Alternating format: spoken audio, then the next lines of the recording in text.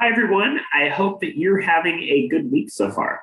We are now in the fifth week of the quarter, and we're moving right along with Are You Listening? And some of the key questions that we'll be getting into.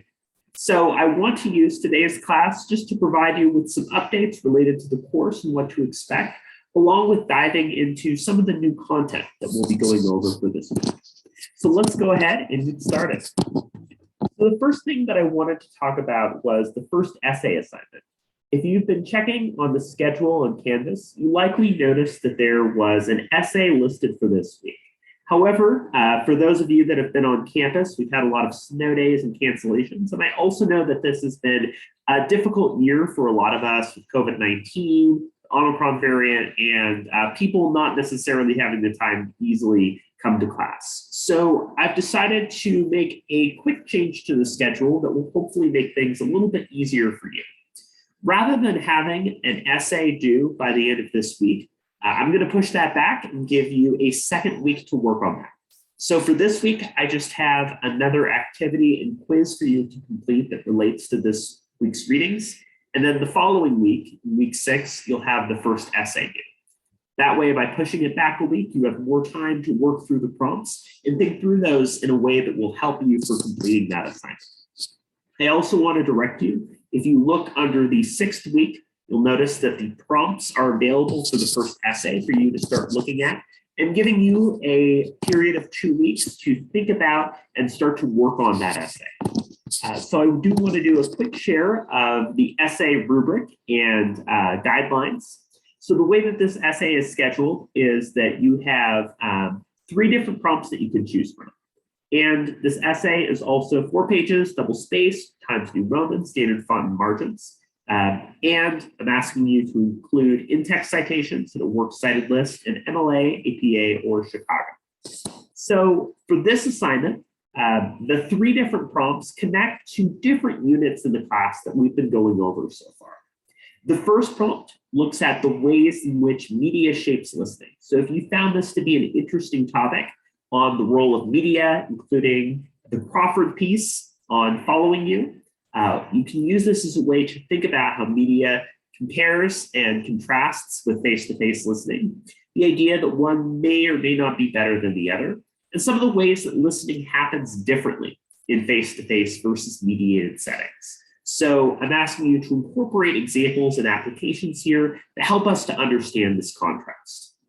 Secondarily, if you were interested in what we went over last week regarding listening in a professional and applied way, I'm asking you to define what it means to be a professional listener, to incorporate skills in terms of professional listening that might connect to your own career and major goals. And then lastly, the third major prompt is an understanding and contrasting some of the different ways that people listen. This ties more closely to the first and second weeks of the quarter when we went over listening in a more interpersonal and face-to-face context. So I'm asking you to think about how different types of listening, for example, active listening, critical listening, empathetic listening, and so on, could be used to understand the ways that we listen to one another. If you flip to the next page, you'll notice that the rubric is available for this essay assignment. It looks pretty similar to the listening assessment that you completed earlier, where you're being asked to really engage with the prompt, to use examples and applications, and to show your knowledge and expertise of the terms and concepts that it goes over. Again, this essay needs to be at least 4 pages in length, an introduction and conclusion, and again, clear and well-developed conventions. Like before, I'm happy to look over rough drafts or outlines or anything you'd like to send me in advance, including any troubleshooting that you might have for this assignment. You're welcome to use my virtual Zoom office as a way to drop in or schedule an appointment if you'd like some additional help here. So for this week, in addition to going over that, I want to spend some time today talking about this rhetorical listening piece. As I mentioned before, some of the readings are articles that might seem a little bit dense or complicated, but I think the key here is to take away some of the key ideas and observations that come from this reading. And I want to use this video and slides as a way to help you to work through this particular text. One way that helps is to understand what rhetoric is in its context and history. to apply the idea of rhetoric to rhetorical listening, and also to understand the so what and why rhetorical listening is a useful approach to examine a lot of social and cultural issues. So let's go ahead and start by defining what rhetoric is. You might be familiar with the idea of rhetoric if you've taken a course in writing and rhetoric, either at EOU or somewhere else. Rhetoric is something we hear used a lot when people say something is just rhetoric, right? But in actuality, rhetoric is a study or an approach that tries to understand persuasion. It is specifically focused on the ways that messages can influence, impact, or affect the way that we work with one another. For example, something like a persuasive speech, like a presidential address, is definitely an example of rhetoric. But an advertisement is also rhetorical, right? It's trying to persuade or convince you to buy a new food, for instance. Rhetoric dates back to Aristotle. And Aristotle's observation at the time was that rhetoric was just a knack. It wasn't a skill or an art the same way that something like painting or architecture was, but it was something that you could use in order to become a better speaker or to be more persuasive. For instance, one of Aristotle's concerns with the Greeks was that the use of rhetoric would, quote, make the weaker argument the stronger. That is, if you were good at rhetoric, if you were good at words, right, you could persuade people to do what you wanted them to do, even if it wasn't the best option. We can think about a lot of characters. For example, the popular character Loki in Marvel, right, is an example of a character that likes to use trickery and plays with words to try to get people to do what he wants, even though it's not the best thing, right? Or a used car salesperson, right, is going to try to convince you and persuade you to buy the car, even if it's not a good car. So one of Aristotle's concerns is that we use rhetoric and persuasion not necessarily for the forces of good. So rhetoric is an important sort of history and context that we can look at. Rhetoric involves logical appeals. You are probably at least a little bit familiar or have heard of these. Ethos involves credibility, that is, the experience and background that somebody brings to the table. So if somebody says that, they have a PhD in education, you're going to think that they're pretty qualified to be an educator, right? Pathos is the use of emotional appeals. A good example of this are those commercials that are really sad and black and white and playing somber music to get you to adopt a pet that's in a shelter or pound, right? It's using emotion as an argument. And then logos is the use of logical appeals, right? Is the way that we use persuasion in order to get people to believe our perspective from a logical point of view. So the use of logical appeals is another way that we try to convince and persuade one another. A common way that we do this is the idea of a syllogism. If A equals B and B equals C, then A equals C. Or all men are mortal, Socrates is a man, therefore Socrates is mortal, right? Is an example of arriving at a conclusion using logical appeals. Aristotle and the Greeks believed that ideally, in a perfect world, right, all we would have is logos. But we do have a role of ethos and pathos, that credibility and emotion matter because we're human. We also see some different contexts of rhetoric too. Epididactic is concerned with celebration or censure in the present. Something like a wedding or a birthday party or a funeral are examples of epididactic. They're focused on the present and focused on the moment. Deliberative is a discussion about the future. For instance, when people gather in Congress to debate legislation, they're debating what to do and what ultimately they should or should not pass. So deliberation is using persuasion in the future. And forensic is more concerned with the past. If you've ever seen some of those classic true crime shows or popular procedurals, shows such as NCIS and Criminal Minds, right? That's the use of forensic as a form. That it's trying to understand and construct based on the past the ways that a murder did or did not happen. So this is important to understand some of the context and history surrounding rhetoric. Might be a review for some of you, but I still think it's pretty useful.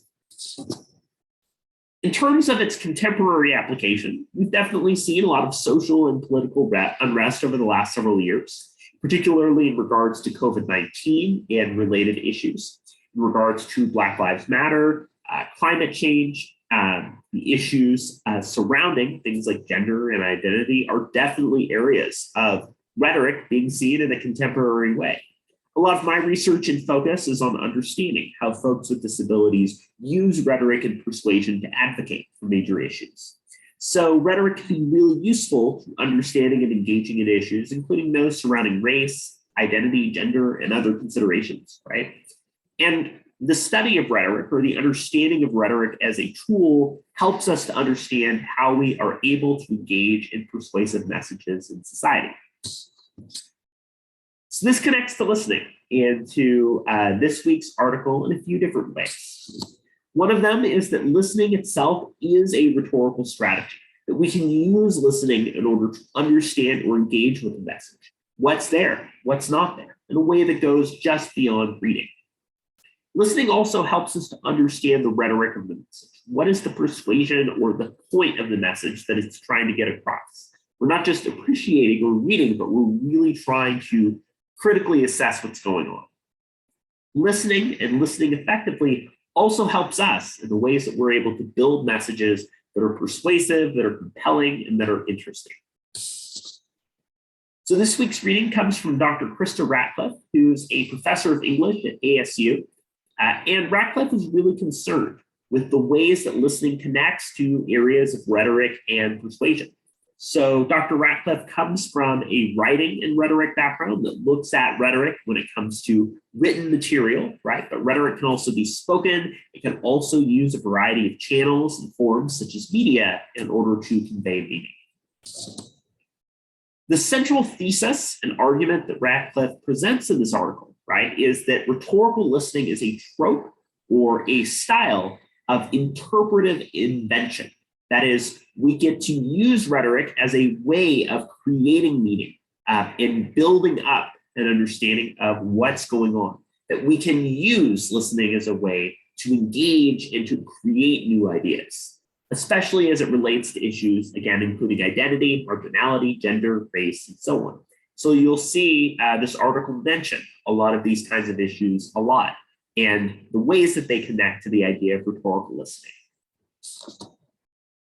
So according to this piece, rhetorical listening has three major steps that I think are useful considerations.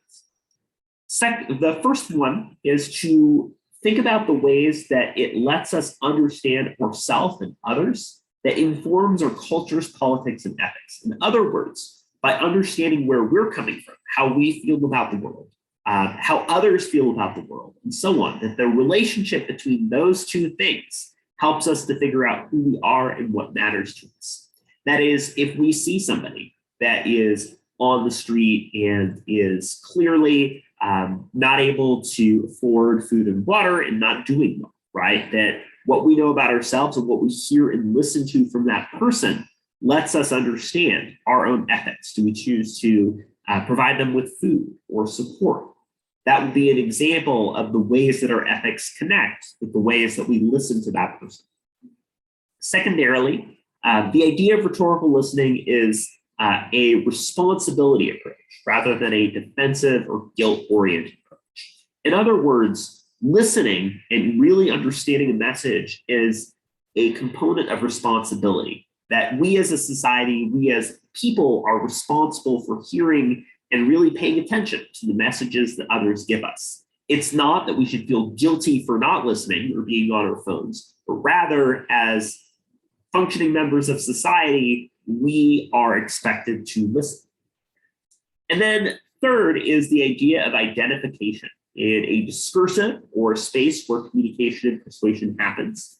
And to identify means to find the things that we share with somebody else and the things that are different, and to highlight those differences and similarities and the ways that those differences and similarities connect to culture, right? One way to think about this is that we are a combination or intersection of a lot of different elements, including things such as race, gender, ethnicity, age, nationality, sexuality, sexual orientation, gender, and so on. And that because we are a combination of all of those things, people that come from different perspectives than us are going to have really different ways of thinking about or viewing the world and different experiences that shape who they are. Chances are that if you ride a bus or use public transit, right, your experience on the bus is very different than somebody that occupies a different social or cultural identity as you do. And so a key step of listening is to identify what's similar and what's different between you and that other person and how they experience the world.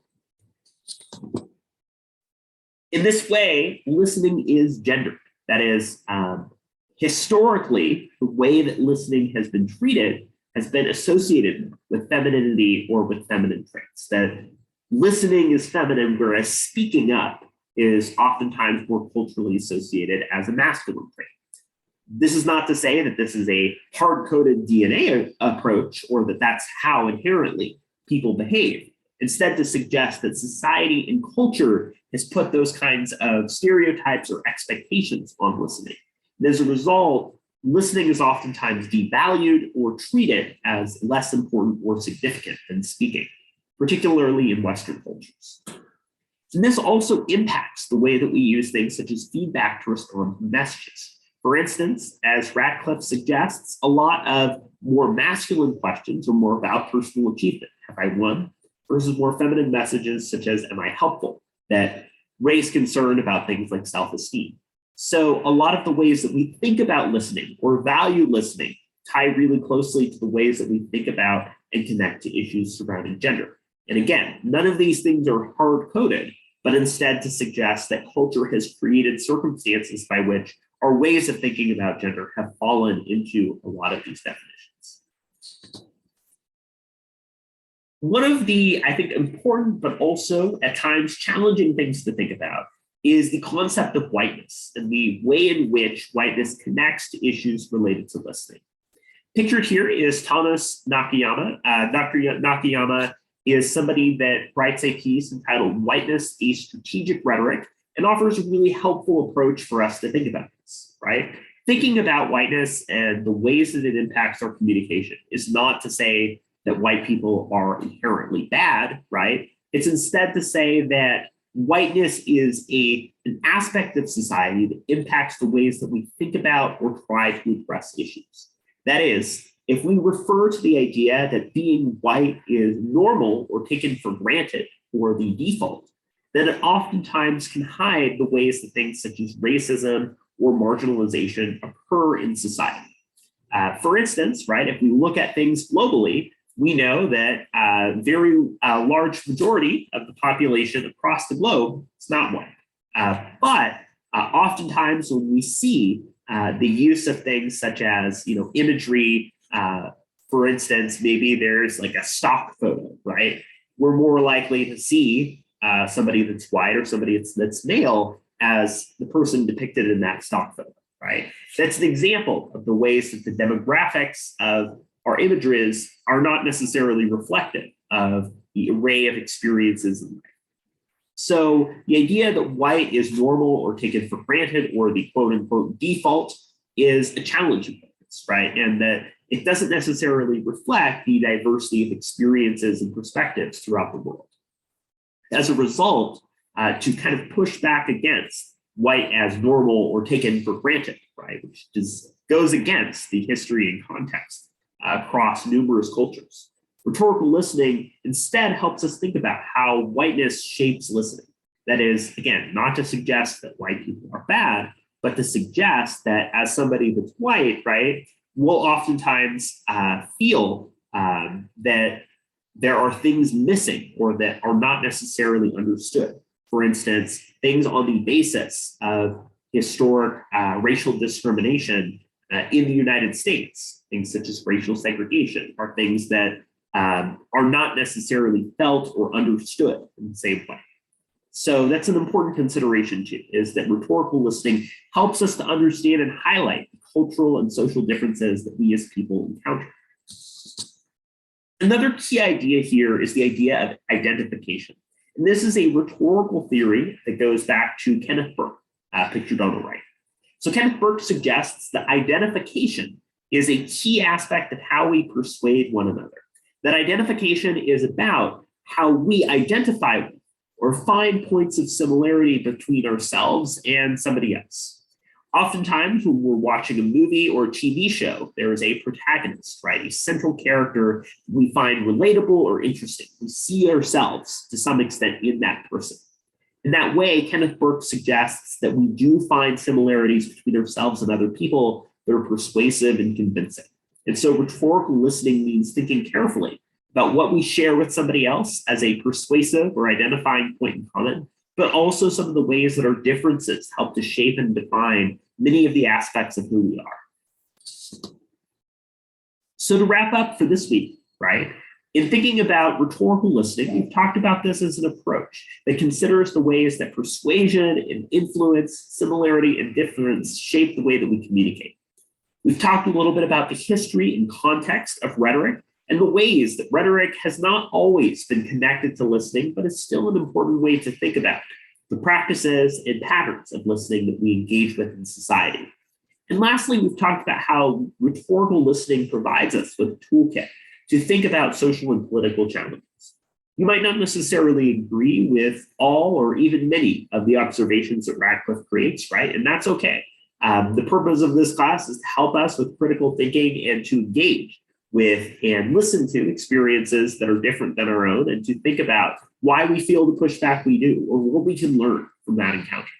Rhetorical listening is a tool that lets us do that and lets us think about the listening skills that we've developed over time. So for next week, we'll be looking at the question, what does it mean to listen politically and socially? Again, building on a lot of these ideas with social and cultural issues and applying them to how civil society and discourse has been impacted over time. So again, your first essay is not due this week. You can just complete a regular weekly activity and quiz. Next week, you can complete the first essay in the class, and I have the rubric as well as the prompts for that essay available for you. Have a great rest of your week, and I look forward to talking with you again next week. Have a good one.